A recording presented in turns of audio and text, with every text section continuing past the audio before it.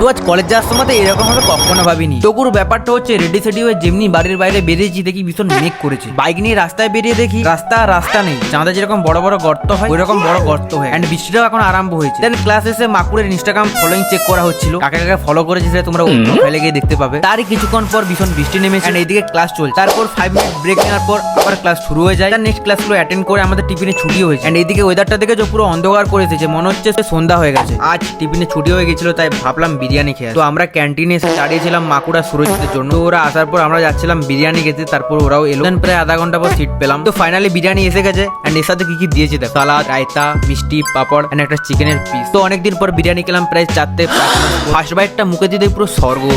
তো এখানে সব খাওয়া দাওয়া চলছে। দেন ঠিক তারপর সূর্য বললো তোরা মাংসর হাড়গুলো ফেলে দিবি, খাবি না? তো মাংসর হাড়গুলো সব আমাকে দিয়ে দে, ফালতু কুকুরকে দিয়ে নষ্ট হবে, আমি চিবি চিবি একাই খেয়ে নেব। তো যেমন বললো আমরা তেমনই করলাম। তো সুরজিতের এই নিয়ে প্রায় 4 বার নেওয়া হলো বিরিয়ানি, ওর এখনো পেট ভরেনি। তো এখন খাওয়া দাওয়া করুক। তোমরা মিনি ব্লগসের জন্য চ্যানেলটি সাবস্ক্রাইব করে দেও। দেখা হচ্ছে তোমাদের সাথে নেক্সট ভিডিওতে, ততক্ষণের জন্য বাই।